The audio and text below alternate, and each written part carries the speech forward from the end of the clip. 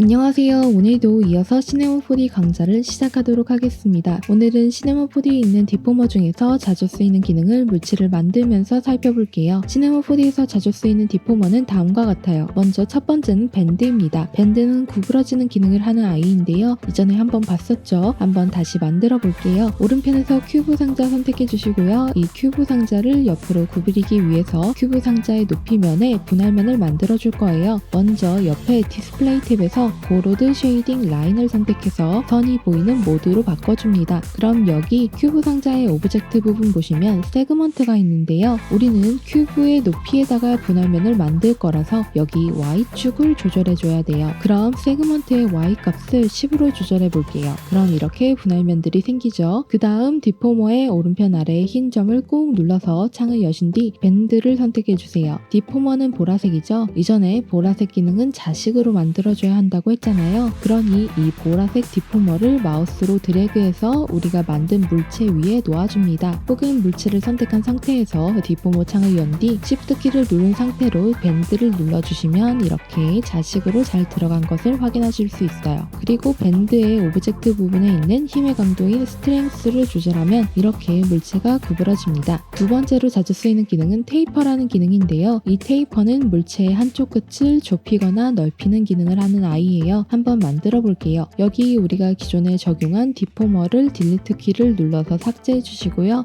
물체를 선택한 상태에서 디포머 창을 열어서 Shift 키를 누른 상태로 테이퍼를 눌러주세요. 그럼 이 테이퍼의 오브젝트에 힘의 강도인 스트렝스가 있는데 이 스트렝스를 조절하면 이렇게 물체의 한쪽을 좁히거나 넓힐 수 있어요. 다음으로는 세 번째로 트위스트라는 기능인데요. 이건 물체를 구부러지게 하면서 비트는 기능을 하는 아이예요. 한번 적용해 볼게요. 기존에 만든 테이퍼 디포머를 딜리트 키를 눌러서 없애주시고요. 물체를 선택한 상태에서 디포머 창을 연 뒤 여기서 Shift 키를 누른 상태로 트위스트를 선택해줍니다. 여기 트위스트의 오브젝트 부분에 있는 앵글을 조절하면 이렇게 모양이 비틀어지는 것을 보실 수 있어요. 네 번째는 멜트라는 기능인데요. 이건 이렇게 물체가 액체처럼 녹아내리게끔 만들어주는 기능이에요. 한번 만들어 볼게요. 기존에 만든 디포머를 딜리트 키를 눌러서 삭제해 주시고요. 물체를 선택한 상태에서 디포머 창을 연 뒤 Shift 키를 누른 상태로 멜트를 선택해 주세요. 그럼 이렇게 납작하게 되는 것을 보실 수 있어요. 여기 스트렝스 값을 조절하면 이렇게 녹아내리는 모양을 만들 수 있습니다. 다섯 번째는 디스플레이서라는 기능인데요. 디스플레이서는 이렇게 물체의 표면을 변형시켜주는 역할을 해요. 한번 적용해 볼게요. 기존에 만든 디포머와 큐브 상자를 딜리트 키를 눌러서 없애주시고요. 다시 큐브 상자를 눌러서 만들어주세요. 그 다음 물체를 선택한 상태에서 디포머 창을 열어서 Shift 키를 누른 상태에서 디스플레이서를 눌러주세요. 그리고 여기 스트렝스를 조절하면 아무런 반응이 없습니다. 그 이유는 우리가 아직 물체의 표면을 어떤 식으로 변형할지에 대해서 입력해 주지 않았기 때문인데요. 여기 디스플레이서의 쉐이딩 탭에 들어가 주세요. 그럼 여기 쉐이더가 나오는데 이 쉐이더의 옆에 화살표를 누르시면 어떤 식으로 표면을 변형할 것인지에 대해서 선택하는 창이 나와요. 이 중에서 가장 많이 쓰이는 게 노이즈인데요. 노이즈는 약간 노이즈가 낀 것처럼 울퉁불퉁하게 만들어주는 역할을 해요. 이 노이즈를 선택해주세요.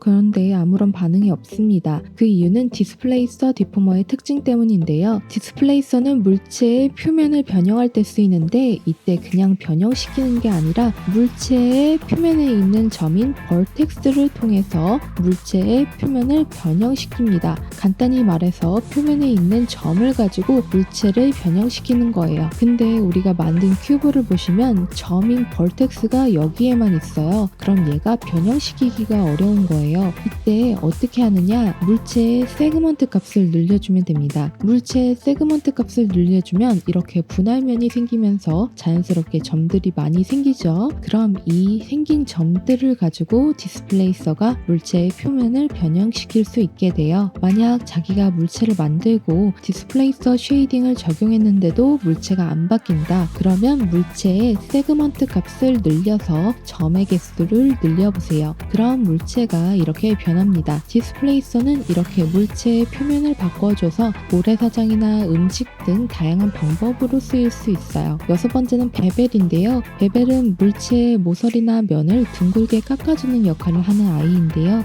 이 베벨을 사용하면 이렇게 각진 부분을 부드럽게 만들어줄 수 있습니다. 한번 같이 해볼게요. 우리가 만든 물체를 딜리트 키로 삭제해 주시고요. 오른편에서 큐브를 선택해 주세요. 그리고 디스플레이스에서 고로드 쉐이딩 라인을 선택해 주세요. 큐브를 선택한 상태에서 디포머의 오른편 아래의 흰 점을 꼭 눌러서 창을 열어주시고요. 여기서 베벨을 찾아서 Shift 키를 누른 상태로 클릭해 줍니다. 그럼 이렇게 자식으로 들어가게 됩니다. 이제 우리 이 큐브의 모서리를 베벨로 깎아줄 건데요. 오른편 아래에 옵션을 클릭하시면 이렇게 옵셋이 나옵니다. 여기서 옵셋을 조절해 주시면 이렇게 내가 깎을 모서리의 범위를 지정해 줄 수 있어요. 그리고 옵셋 밑에 सब디비전을 조절해 보시면 면이 나눠지면서 부드럽게 모서리가 깎이는 모습을 보실 수 있어요. 이 सब디비전 값이 높으면 높을수록 부드럽게 처리가 됩니다. 그럼 오늘은 여기까지 설명드릴 거고요. 사실 이외에도 자주 쓰이는 디포머 기능들이 있는데 그것들은 나중에 시간 될 때 설명드리겠습니다. 다음 시간에는 본격적으로 렌더러에 대해서 설명드릴 거예요. 렌더러가 뭔지 모르실 수 있는데 그건 다음 시간에 알려드릴 테니 걱정 마세요. 그럼 다음 시간에 만나요. 감사합니다.